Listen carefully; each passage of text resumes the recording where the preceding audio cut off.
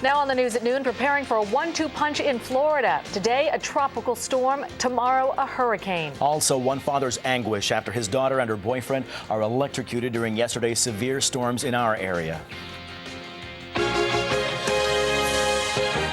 This is CBS 2 News at noon. Good afternoon. I'm Cindy Hsu. I'm Mario Bosquez in for Michael Pomerantz. We start with this double hit of weather to our south. Although Tropical Storm Bonnie seems to be easing a little, Hurricane Charlie is still extremely dangerous. CBS 2 has live team coverage with Audrey on what the storms mean for us. Audrey? Good afternoon, Cindy and Mario. We do have a close-up look right now of Tropical Storm Bonnie, which is now making landfall right near Apalachicola, Florida. It's pretty disorganized in nature, but still bringing some heavy rain along the northwestern part of Florida. It is heading in a northeast direction, actually intensifying as it rather rapidly moving towards the northeast at about 28 miles per hour, and it is expected to ride up the eastern seaboard. We are watching two systems, like you said. As we flip over to the other map, we have Tropical Storm Bonnie that we're watching, and then there's also Hurricane Charlie down towards the Caribbean. This one is heading towards western Cuba, where we do have several hurricane watches and warnings in effect. Those run all the way through the Florida Keys as well as into western parts of Florida. This one is also expected to run over the southeast and heading up towards the eastern seaboard. What we have is a stationary front just towards our west. It's going to continue to pull up moisture from the south and pull up the moisture from Bonnie right into our region by tomorrow. We are expecting heavy rain, especially going into the evening hours into early Saturday. And then we're watching Hurricane Charlie. This one will also take the same path up the eastern seaboard, bring us a second punch of heavy rain coming in Saturday night into Sunday. We'll talk all about that in your full forecast and let you know how much you can expect with the rainfall and when we do expect to finally clear out of all this wet weather in your full forecast coming up. Mario and Cindy? All right, Audrey, thank you very much. Now we want to go to Florida, Panama City, where Drew Levinson has the story. With Hurricane Charlie goes a lot of baggage. Tourists packing up and heading out. We got here and they're like, well, you need to leave as soon as possible. So a mandatory evacuation was ordered for all visitors to the Florida Keys as Hurricane Charlie moves through the Caribbean and is expected to make landfall in the next 24 hours. A jackknife tractor trailer on the only road out made things difficult. Whatever happens, happens, you know? We're getting ready. I guess it's going to be a bad one. It certainly is. In a double dose of severe weather, Florida is also dealing with Tropical Storm Bonnie. This is the first time, at least that I know of, that we've had, tropical storms or hurricanes affecting the same state within a day of each other. Bonnie is threatening the Florida Panhandle. Governor Jeb Bush has declared a state of emergency. The concern here on the Panhandle is not the wind, but the possibility of flooding. This area is drenched, and another 6 inches of rain could cause some major problems. But on the beach this morning, the few tourists were more interested in trying to salvage what they could of their summer vacation. You came all the way from Cincinnati, and this is what you get? very disappointing. Why not leave? We just hate to cut our vacation short. Those not on the beach decided to watch the storm come in from the comforts of their hotel balconies. The manager here says even though Bonnie did not reach hurricane strength, it took a bite out of their business. They've lost more than 70 guests since yesterday. Right now, these storms are aimed at Florida, but forecasters say their effects could be felt up and down the East Coast. Drew Levinson, CBS News, Panama City, Florida. The powerful storms heading for Florida, they are causing major problems for Amtrak. Trains coming north and going south are canceled until further notice. The northbound trains heading for New York include the Silver Meteor train number 98, the Silver Star number 92, and the number 90 Palmetto train. In addition, the ones you're seeing southbound canceled Amtrak trains going to Florida are the Palmetto train number 89, 91, and also the Silver Meteor number 97. A list of those trains again canceled by Amtrak. In Queens, a grieving family is trying to recover after yesterday's storms proved deadly for a young couple. Christine Sloan is live in College Point with that story. Christine? The accident happened at this intersection on 15th Avenue when lightning struck a power line that came tumbling down. A young couple was electrocuted.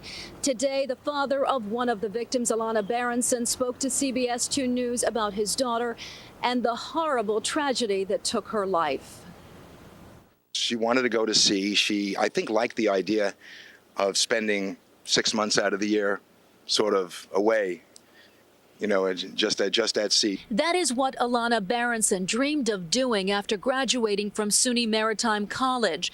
But instead, the 19-year-old and her boyfriend died in these murky waters, both electrocuted when they panicked and got out of their red Nissan, which was filling up with water, not realizing a live wire had come crashing down, sending a deadly current through the flooded waters around them. People were telling them to get back in the car. Alana's father says her boyfriend, Joseph Cheatham, was trying to save her. He was a gentle and a quiet man who loved my daughter, Alana, who was a very unique and loving girl. We have 3 other kids, and we need to be strong for them. And they're handling it, I guess, as well as can be expected. I mean, whether that's shock or denial, who knows? I'm still, I guess, numb. The family today had to go to the medical examiner's office to identify her body. They remember a young woman who loved to read and saw beauty in everything. Her father says a friend had told him about the freak accident before detectives arrived at his door. But at first he had feared it was his other daughter involved. My second oldest daughter, Jen, who's 17, her boyfriend lives in College Point, and for all the world, I thought it was she and her boyfriend. And when I got home, when I saw Jenna standing there in the living room, I just burst into tears. But, when you looked at the detectives' faces, I said, something happened to somebody.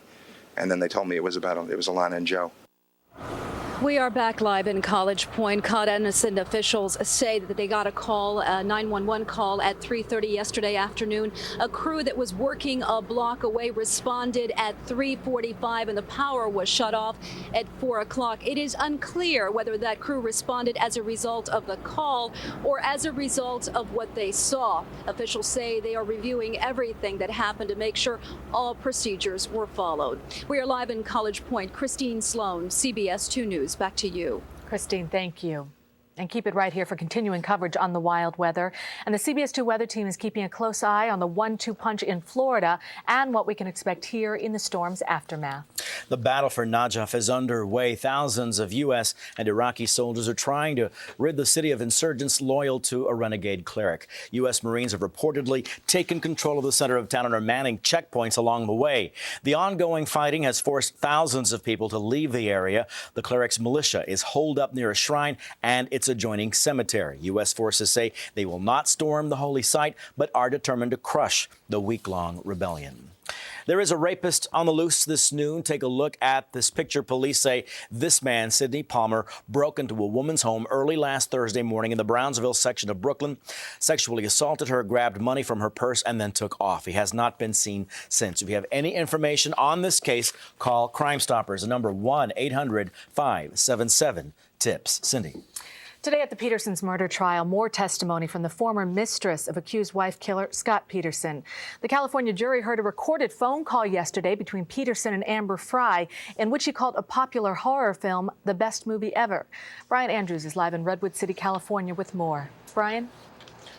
Hi, Cindy. Court is just getting underway out here on the West Coast. And once again today, it will be the tale of the tapes for the jurors. Tapes that were made by Amber Fry, secretly recorded conversations with Scott Peterson that she made at the request of prosecutors. A second day of testimony from former mistress turned star witness Amber Fry. Jurors hearing more taped phone conversations between her and Scott Peterson, who was passing himself off as an international man of mystery and intrigue, sweet-talking her on the phone from Paris and Brussels, claiming to be on his way to Madrid to check on things at the factory.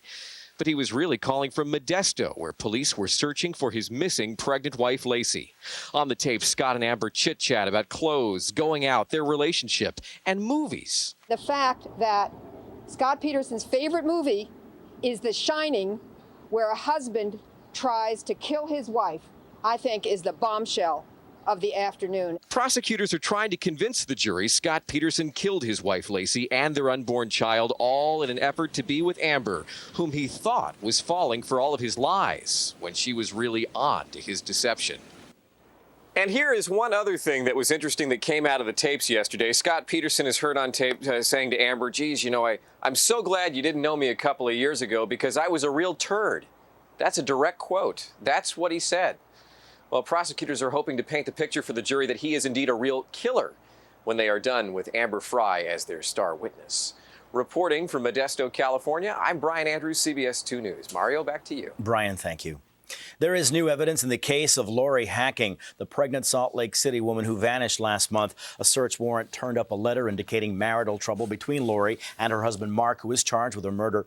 Quotes from the letter include, "I hate coming home. I can't imagine life with you if things don't change," end quote. But police will not say who wrote the letter. In another development, police are reviewing security video from a hospital where investigators think Mark Hacking dumped his wife's body. Still ahead on the news at noon, a plan to require criminal background checks for door-to-door salespeople in a New Jersey town. Also, a cable TV sports blackout is over for now, and it's amazing news for Mets fans. Plus, there's some big changes in the works for singing star Justin Timberlake, both personally and professionally. We'll check it out. This is the news at noon on CBS 2. Closed captioning on CBS 2 is brought to you by your local Toyota dealer. Get the feeling Toyota. Final plans are being made for the Republican National Convention. The party's committee today announced details of the events at Madison Square Garden. Several program speakers have been added to the list, including Michael Reagan, the oldest son of President Ronald Reagan. Former New York City Police Commissioner Bernard Carrick will be speaking, and delegates will hear from Massachusetts Governor Mitt Romney. The convention entertainment lineup will include Danielle Rodriguez, a former New York City cop, also known as America's Tenor. Actor and native New Yorker Ron Silver will also take the stage, and the Gatlin brothers will be performing. Well, Mets games are back for millions of cable viewers. Time Warner customers got to see the Amazons play against the Astros last night, although the Mets lost 5-4. Time Warner and Cablevision have agreed to an interim deal that will return Fox Sports Net and the MSG network to the cable company's lineup. The media giant pulled the games 10 days ago due to a fight with Cablevision over programming fees. And time for your midday business news. Here's Alexis Christophers of CBS Market Watch. Good afternoon. Good afternoon. I wish it was a good afternoon on Wall Street, but as oil prices creep higher, stock prices are headed lower. Crude oil has now topped $45 a barrel. That's another record, and that's despite news that Saudi Arabia promised to pump more oil if needed to ease the oil crunch. Let's take a look at the damage this noon. The Dow is down 68 at 98.70. In the broader market, we've got the S&P 500 down nearly 7, and the NASDAQ Composite getting hit for the second day in a row. It is down, do we have it? 18 points. And more trouble in tech land to tell you about. Hewlett-Packard stock is tumbling 16% after lower than expected profit and a weak outlook. HP also plans to shake up management in its storage and server businesses. And if you want a piece of the much anticipated Google IPO, you have less than 5 hours to register and bid. You would need to open a trading account at one of the underwriters, who will still let potential investors open accounts before the IPO launches this month. And the Fed may have raised short-term interest rates by a quarter point this week, but mortgage rates have actually fallen. That's because mortgage rates are not tied to the short-term Fed funds rate. This week, the average rate on a 30-year mortgage is 5.85%. The rate on a 15-year fell to 5.24%. And on the earnings front, Walmart's earnings beat estimates by a penny, but sales were disappointing, and Target missed the target. Earnings were 2 pennies shy of estimates. After the bell, Dell Computer out with numbers. We'll be watching. All right, Lexus, thank you very much. Thank you. Now, in today's Health Watch, for years it's been believed that children outgrow allergies to stinging insects as they get older. Well, now a new study in the New England Journal of Medicine shows that isn't true, that unless they're treated properly, those allergies never go away. It also finds that children who undergo a series of shots with purified insect venom see severe reactions minimized and lasting for decades after the original sting. Heavy rains and stormwater runoff have forced Nassau County to close 11 beaches along the island's north and south shores. On the north shore, Bar Beach, Hempstead Harbor Park Beach, Laurel Hollow Beach, Seacliff Beach, Tappan Beach on the south shore, Biltmore Beach Club, Beach Harbor Isle Beach, Hewlett Point Beach, Island Park, Merrick Estates Civic Association Beach, Philip Healy Beach as well are all closed. And remember, that is until further notice. All right, let's talk to Audrey about our weather. Not going to be a good beach weekend after all. We are expecting a lot of rain in the area, both from tropical storms coming our way, and we also have some showers popping up right now. First, we're going to take a look at some video, though, that's coming in down from Florida. This is actually St. George Island, which is one of the barrier islands just across Apalachicola, right in the bay there. You can see the strong winds. This is all effects of Tropical Storm Bonnie, which is now making landfall and bringing some heavy rains to that part of the state. And of course, raising up the surface, as we can see there. Around our area, we are picking up some thunderstorms now on our storm tracker radar. They've just popped up over the last several minutes or so. Most of them are north of the city, heading up towards Orange counties as well as Sullivan County. And we're also getting a cell just now moving through Rockland County, heading over towards Westchester County. This will be the story for the afternoon in our area. We will get some showers and thunderstorms popping up throughout the day. So definitely have the umbrella handy if you're planning to be outdoors later this afternoon. We'll flip over to the other map and take a look at a long plume of moisture coming in from the west. This is running from the Great Lakes region right through western Pennsylvania and is moving eastward. So we are expecting a good amount of rain as we go into the afternoon hours. This is all associated with a stationary front that really is slow to move out of the area. Now, out ahead of it, a very warm and tropical air mass is in place, and that will keep things quite humid both today as well as for the next several days. And we're watching Tropical Storm Bonnie right now making landfall across Apalachicola, Florida. The winds are now at 50 miles per hour, even though the storm is pretty much disorganized at this point. It will be moving northeast, and it has accelerated in speed to about 28 miles per hour. It will be riding along the eastern seaboard, heading northward towards our area and bring us a good dose of rain, it looks like, as we go into Friday. Here's Hurricane Charlie now into the Caribbean, heading towards western Cuba. We have hurricane watches and warnings in effect for western parts of Cuba as well as into the Keys and into the western parts of Florida. This is also moving northwest at 17, expected to turn to the north and head up the northeast up the eastern seaboard over the next couple of days. This one will also bring us a chance of some heavy rain as we go Saturday night into Sunday. Here's a look at Charlie's track right here. Expected to increase to a Category 2 by the time it makes landfall on Friday morning, and then it heads up the eastern seaboard, probably reaching us sometime by Sunday into Sunday night, and that's when we'll get a good dose of rain from that system. In the meantime, today, showers and storms out ahead of that front towards the west. It will continue to be quite humid as we wait Bonnie's effects coming into the region for tomorrow. That's when we'll get some heavy downpours. Flooding will definitely be a problem as we go into Friday as well as into Sunday. Saturday's when we'll probably catch a break. Because of all the rain headed in our way, the Weather Service has issued a flood watch for the counties you see here shaded in green. This goes right through Friday night. So in detail, we'll see that we'll have showers and storms today. High temperature only 78 degrees. Then for tonight, we'll drop back to about 70 right here in the city. Looking at the next 5 days, we'll get a break on Saturday for the first half of the day. Then effects from Hurricane Charlie will end up bringing us some heavy rain overnight into Sunday. Looks like we really won't dry out until we get into Monday. Cindy, over to you. All right, Audrey, thank you very much. Well, today we have got fruit salad with a twist. Tony is here. A couple of surprising ingredients to some of our favorite fruit. Even you were surprised. I was surprised. I tried these in different restaurants, and there's one combination when you first think about it. You're thinking, I'm a little bit reserved, but then when you try it, it's fantastic. It's more of an appetizer than it is a fruit salad. So I called it fruit salad, but then I changed my mind. We'll call it an appetizer. Okay, we'll call it an appetizer. And we're going to start with some white peaches, which is going to be one of the stars of this wonderful dish. White peaches in the market right now are fabulous. When you buy them, a nice pink and red color all the way around. A little bit of yellowing is okay, it's some white, but make sure it's free from any greening whatsoever. Now, white peaches, what happens is if you squeeze them a little bit too much and you move them around a lot, they'll start to bruise up because they got a thin skin, they got the white flesh, a lot of sugar, which means they're going to start to bruise. So buy them and take it home and simply store them on the counter in a brown paper bag so they'll ripen beautiful. These peaches are so great. They can give you like a cavity. There's so much sugar in these peaches. And right now they're growing out of New Jersey. Get some beautiful white peaches coming from California, from the state of Washington. They're wonderful. Are you ready to make this dish? Let's go. Wait till you see this combination. First, we're going to do, we cut some white peaches here. This one is simple. On the white peaches, we're going to put some reduced balsamic vinegar on there. And we're going to use it is absolutely out of this world. You have to try it like this. Matter of fact, a lot of restaurants, upscale restaurants, now have this as an appetizer on their summer menus. That's amazing. And Watermelon you heard it here crab meat. first. All right, we'll try it out. Thank you. Mario, back to you. Only one way to find out. Get the plate over here, guys. All right, up next, Justin's future may include both a union and a breakup. We'll explain when we come back. You have 33 complaints against. Okay. Tonight at 11, they're in the business of shipping cars, but are there customers being taken for a ride? We would like to know what happened to that car. Before your car ends up MIA, see what shame on you uncovered. Tonight on CBS 2 News at 11. Checking our top story, once again, Florida is preparing for the worst as Tropical Storm Bonnie arrives today and Hurricane Charlie hits tomorrow. Charlie is expected to strengthen before it reaches the U.S. Wedding bells could soon be on the playlist for singer Justin Timberlake and actress Cameron Diaz. The British tabloid The Sun reports that Timberlake first received permission from Diaz's mother before popping the question. The celebrity couple are said to be planning a quiet wedding. Meanwhile, the singer has reportedly told his NSYNC bandmates he is not interested in being on their new album. The move puts the future of NSYNC in jeopardy, with industry insiders saying Timberlake's departure could doom the group. All right, time to see what's coming up for you on CBS 2 News at 5. Here's Roz Abrams with a preview.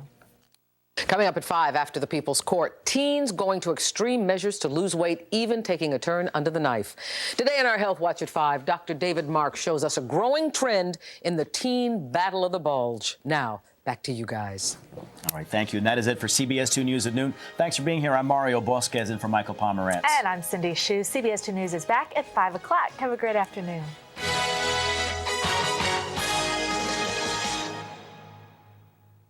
The southern states could be getting a double whammy from two powerful storms. Tonight, the threat of Bonnie and Charlie. What you need to know on the CBS Evening News with Dan Rather. I'm Hannah Storm. I'm Renee Seiler. Tomorrow, think those windows in your house are safe for your children? Don't count on it. Thousands of kids have been injured, even killed. They're such surprising deaths. Every parent says the same thing. I never realized, I never thought. See how you can prevent these tragic accidents. Plus, Suzanne Summers. Tomorrow on The Early Show.